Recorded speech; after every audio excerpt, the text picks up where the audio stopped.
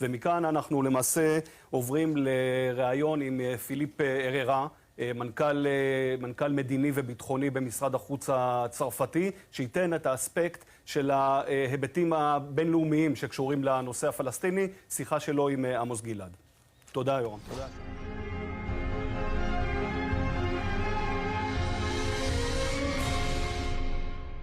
Monsieur Errera, Philippe Errera, old friend, the mastermind of national security in France since I know you. And it's a long period of time. It's top secret how long. And I'm so happy that you are now the number one under the minister, the talented minister of foreign affairs of France that used to be the minister of defense.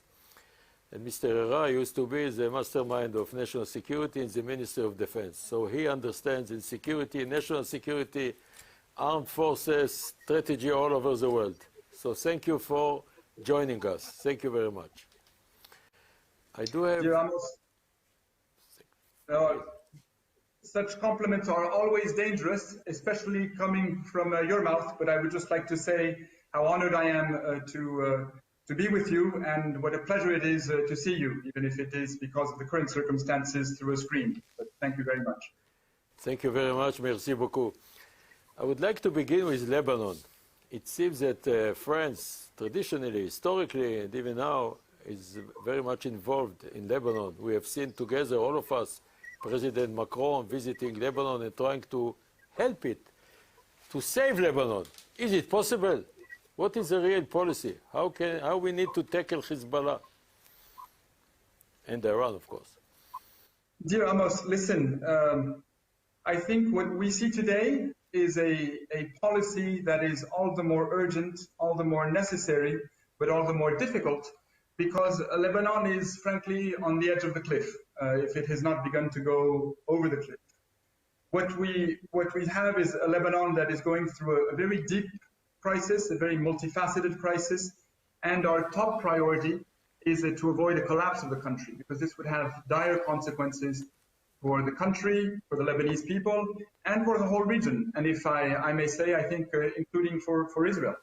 So if you look at the situation before the terrible explosions of August 4, we had a Lebanon that was already very deeply affected by the consequences of the war in Syria, then economic crisis of an unprecedented magnitude, 2019, 2020, and this was amplified by the COVID crisis, which affects us all, and then by the August 4th explosion.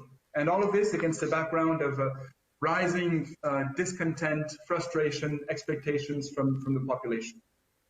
Our sense, our message, our very clear message, the one that was delivered by my foreign minister, Jean-Yves Le Drian, late July, and then by President Macron when he traveled to Lebanon early August, just after the blast, and last week, is that this is a moment of truth for Lebanon.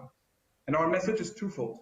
It's a message of solidarity for the Lebanese people, but also of clear expectation and demands.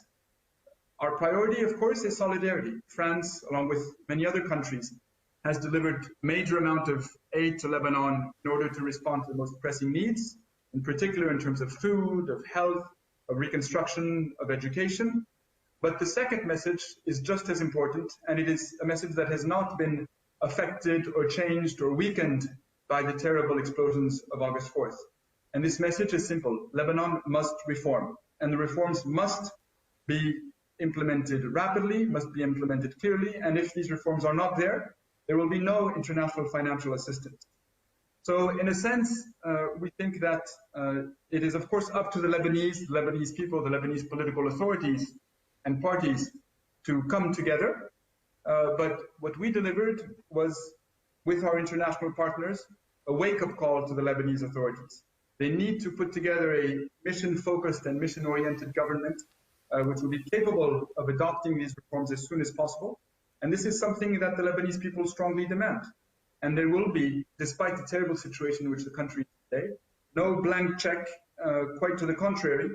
If these reforms are not decided and implemented, decision is not enough, then we will not be able to go forward. And I think this is in everybody's interest. You mentioned, Amos, Iran and Hezbollah. our sense is that if the goal, our common goal, is to build up, maybe to rebuild Lebanese sovereignty, political sovereignty, economic sovereignty, strategic sovereignty, then it is in the interest of the Lebanese and of the parties that will support the government to be at the service of Lebanon's interests, in the service of the Lebanese people, and to implement a policy of a distanciation or disassociation from the turmoil and the havoc in the region. This is not easy. I know we have disagreements between us, between Israel and France, on how this is done, and on, in particular, vis-à-vis Hezbollah, but it seems indispensable. But do you think that we are facing immediate threat of 150,000 rockets plus missiles they want to establish or deploy? And practically, the whole area between Beirut and our border is Hezbollah more than Lebanon. Do you think it's realistic to avoid separating between the political wing and the military wing? Can we expect some change if the whole issue of beautiful Lebanon will fail and the tragedy will continue? I know, as I said, this is an issue of disagreement between us. As far as the military wing, the terrorist wing, I think we're in complete agreement. And it's not just France and Israel who are in agreement. It has been designated by the European Union as a terror organization.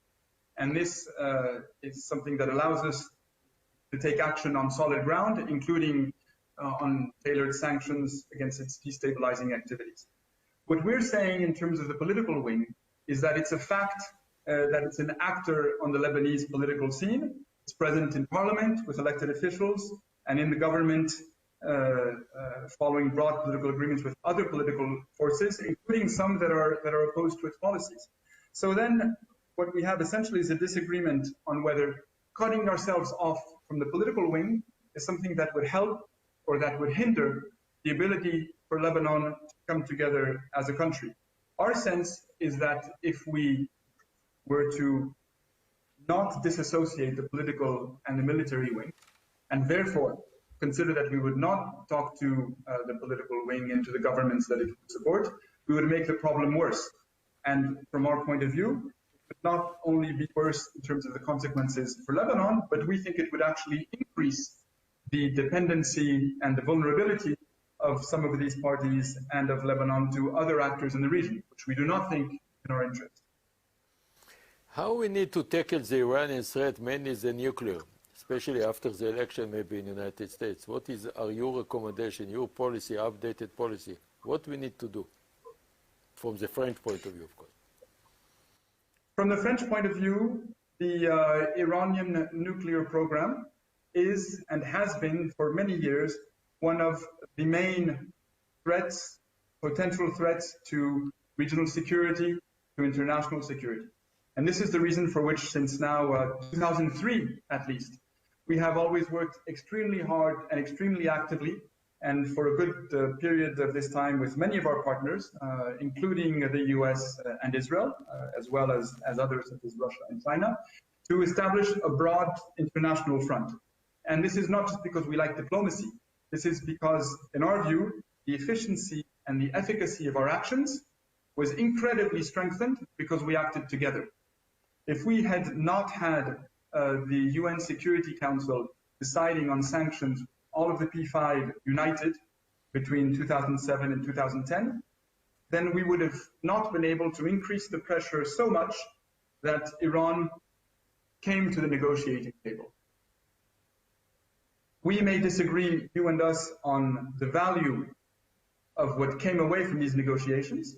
We think that the JCPOA is still the best way in the real world, not in terms of what one would like in the absolute, but in the real world, the best way to contain the Iranian nuclear program and the threat of non-declared activities, of a resumption of the military nuclear program.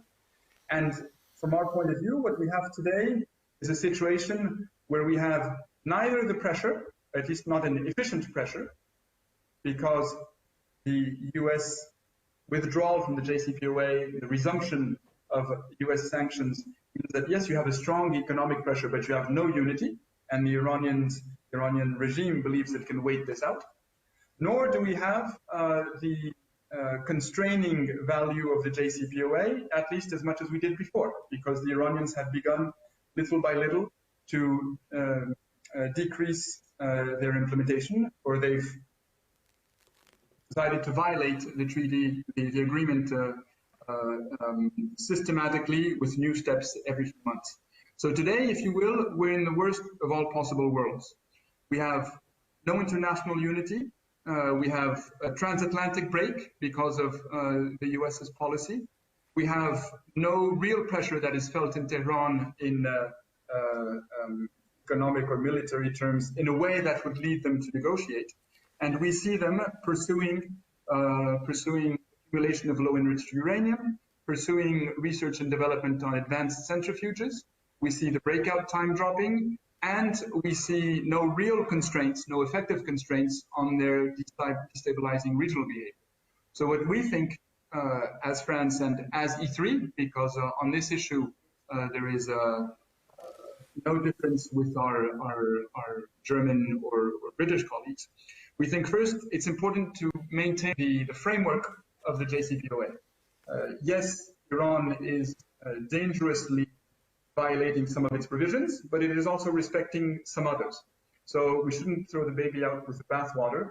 We should keep that framework and maintain the pressure on Iran so that it reverses its non-compliance and comes back into full compliance. But we need this in order to bridge until the next US administration arrives, because I think that whether it is the Trump administration or whether it is the Biden administration, in both cases, the dynamic will be different in terms of a possible agreement or negotiation with Tehran than what it is today.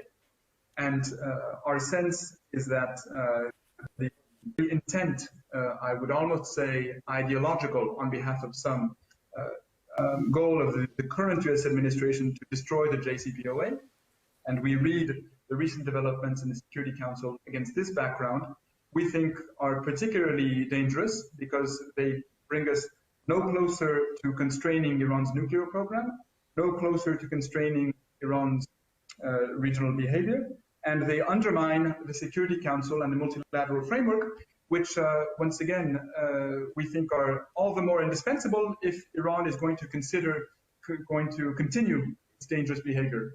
We need something to pressure Iran effectively, and to pressure it effectively, we need to pressure it together.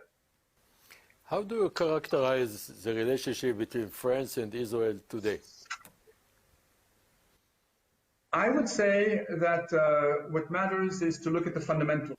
And the fundamentals, from our point of view, are long-standing friendship. As you know, France was among the first countries to recognize the state of Israel.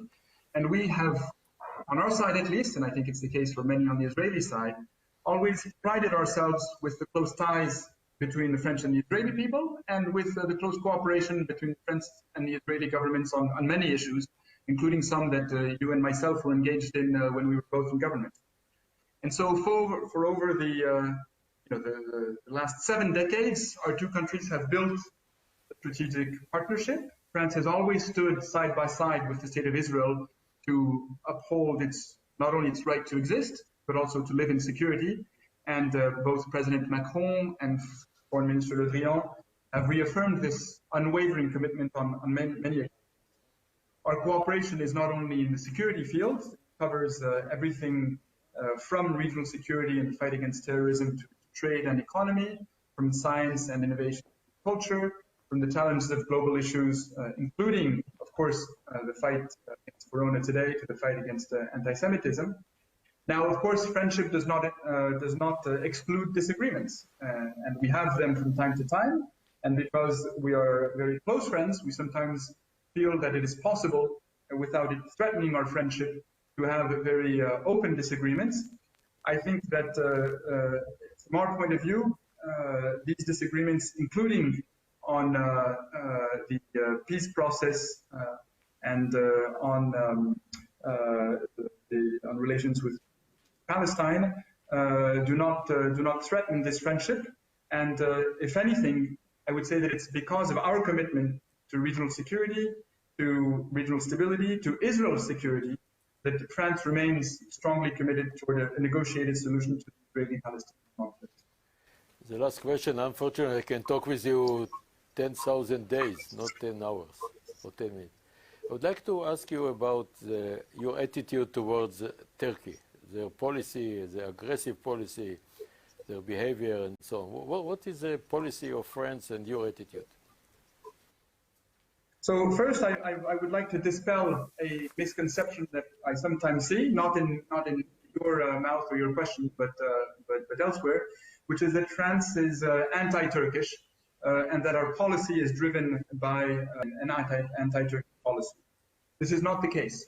What we see and what we have is a policy, a French policy that is based on Turkey's actions, not on what Turkey is or what it represents or where we think it should be.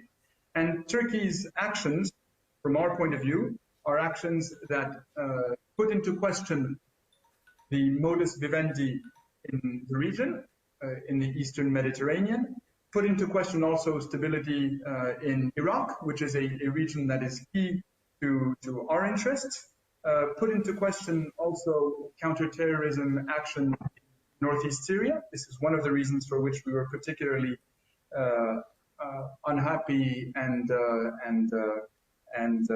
disappointed by unilateral Turkish actions in northeast Syria almost a year ago, last October. And that also, to be frank, put into question Turkey's standing within the North Atlantic Treaty Organization in terms of its positioning to Russia. So what we say on all of these fronts is that a clarification is necessary. Now, in terms of the Eastern Mediterranean, which is an area that affects our interests as well as yours, of course, we believe that Turkey cannot just practice a policy of fait accompli, a policy of fait accompli backed up by military assets. And this is something that's important for the Eastern Mediterranean. It's something that's important more broadly in terms of international maritime law. And remember that France is the country in the world that has the second largest economic exclusive zone. So what happens to law of the sea in the Eastern Mediterranean or in the South China Sea, which is a different area, affects us more broadly. And this is something that we must be able to engage Turkey on politically. Of course, not only us bilaterally. What is taking place within the European Union is an important conversation at the level of ministers, of heads of state on relations with Turkey. And it's also about solidarity with our Greek and our Cypriot partners within the EU. We cannot speak of European sovereignty or European solidarity if we are not in a situation of solidarity with those partners whose interests are directly affected. So to sum it up, I would say that we must come to a situation where we can have an open, frank, and a productive dialogue with Turkey, but this dialogue must be backed up by balance of forces, which does not exclude the military field, and this is one of the reasons for which we have shown in the Eastern Mediterranean that we were a military actor in terms of bolstering the capabilities of our partners in the region. Our goal is not escalation. Our goal, of course, is not military conflict, but certain lines have to be drawn if we want to have a productive dialogue. Thank you very much. I would like to thank you for this fascinating interview and dialogue. All the best. Merci beaucoup. And au revoir. Thank you very much. Thank you, Amos. And all the best. Really thank you. תודה רבה.